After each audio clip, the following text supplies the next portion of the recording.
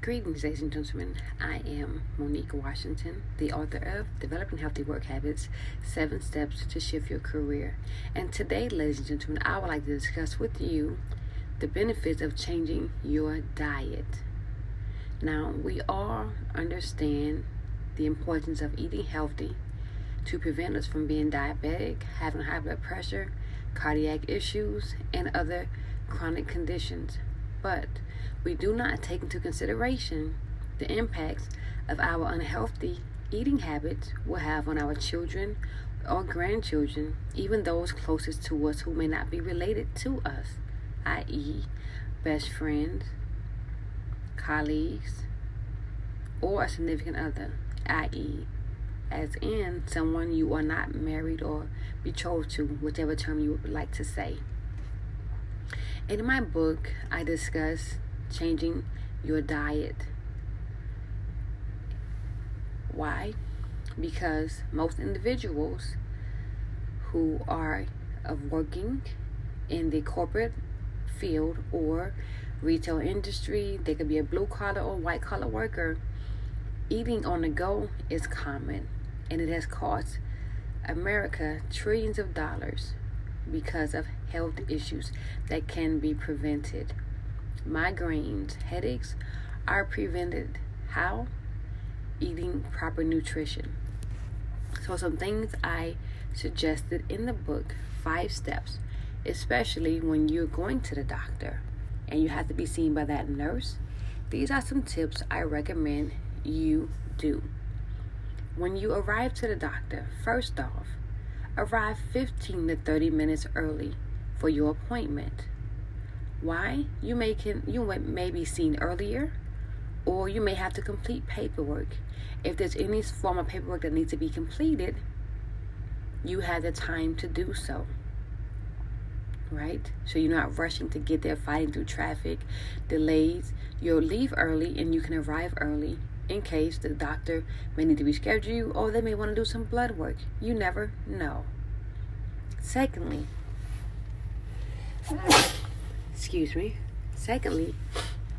bring proof of your identification, your address, insurance, and any prescriptions you're taking or non-prescription medicine you may be taking. Bring that with you. It makes it easier when it asks, what medicines are you taking? How often do you take them? Typically, on a prescription bottle, guess what's listed? Your dosage, how many times a day you're required to take it. You may not know exact time. Okay, I take it at 9 in the morning or 3 o'clock in the afternoon. You may not know, but you know the dosage, how often you're supposed to take it, and the title or name of the medication that you're taking.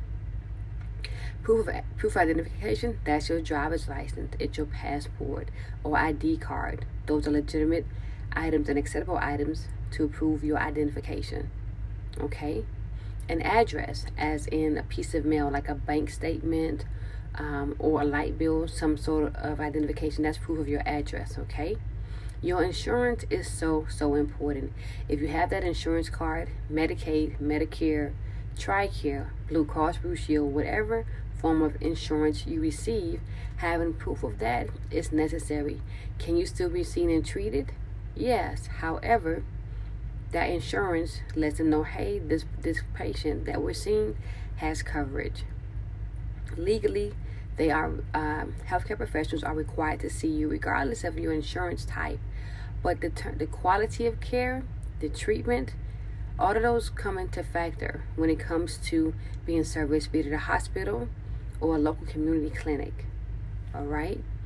Now, when you're completing your paperwork, be sure to write legibly, especially if you're filling out a form using an ink pen or a pencil. Nurses cannot read that. The healthcare staff, administrative team, they cannot read sloppy or illegible handwriting. Individuals who may have issues with writing, you can ask for assistance so that you are able to complete the forms and ask questions for clarification to provide relevant, accurate information. If sections don't apply for you, don't answer it. You can mark NA. If on a computer, take your time, don't rush, which is why I recommended arriving 15 to 30 minutes early. Okay? Fourth, now, when the nurse is asking you questions, because you're going to see the nurse prior to seeing the physician, right? Or prior to seeing the nurse practitioner, you will see the nurse first. And he or she will take your blood pressure, your height and weight. They will ask you questions if you had any pain, if you notice certain things, depending on what symptoms you have. Please be descriptive and speak concisely and clearly, okay? Please speak without using profanity and fillers. Why? Because it is taken as offensive and inaccurate. The nurse cannot write bleepity bleep bleep. It just doesn't help, especially they're writing down things either in their system, in the electronic health record system, or on a notepad, which they have to take and transcribe into the EHR system. So please be considerate, okay? Use descriptive words to convey what your problem is, i.e., tingling, numbing sensation, itchy, nauseous, things of that nature. They will say, how long does it last? 5 minutes, 3 minutes. Please be descriptive. This allows them to better describe what's going on and convey your message to the physician when he or she comes in to see you. Right? Number 5. Please listen for your name to be called. If it has been 10 or 15 minutes and you haven't heard your name, ask for an update. Sometimes you may see the nurse and the doctor may not be ready yet to see you. You may fill out paperwork and just go back and sit in the waiting room and just wait. Other times you may have your name called and you go back there and you're seen and you have to wait. Okay? Now, with the time that we have left, I want to discuss some few other things, okay? How changing your diet is beneficial, okay? So, when you do not change your diet, it affects your work performance, your concentration levels, your energy levels. You become impatient, you become frustrated and irritable because you have not changed your eating habits, your diet. So if you're working a regular 9-to-5 job, you're employed, or you're an entrepreneur and you are working and you wonder why your performance has dropped or your intellect have shifted, because it's the food choices. Like I like apple juice, I like cranberry juice, but guess what? It's a lot of sugar in those drinks. Even the one that says sugarless, or low sugar, it's still sugar in there. So you have to understand that sugar impacts you in a negative way. I'm not saying get rid of all the sugar, cookies, and all that stuff. No, that's not what I'm saying. Doing things in moderation is nice, but if you're a diabetic, you can't be scarfing down grapes all the time, or even bananas, because it's not a great tool to eat. Even if you're not a diabetic or you have high blood pressure, monitoring what you eat can prevent those things from occurring. Now, to give you guys some bullet points to really get this train going regarding the benefits of changing your diet, it'll boost your immunity. It supports your muscles. It lowers the risk of heart disease, type 2 diabetes, and cancer. Come on. Cancer is one of the top leading causes for individuals to die. Okay? Furthermore, it helps keep your skin, your teeth, and your eyes healthy by eating healthier. You mean salads? Yes, salads are great, but the type of salads, okay? Spinach or kale, even lettuce, getting those organic, fresh fruits and vegetables, and not having to use a ranch. Ranch is cool, but you can't douse your food with those different seasonings, okay? Also, changing your diet, it'll help you achieve and maintain a healthy weight, okay? People who deal with mental health issues, guess what? Eating healthier while you're at work, or just in general, it'll reduce your anxiety and stress. It'll elevate your mood, your energy, and self-esteem. You're even able to spend time with your family and friends. How cool is that?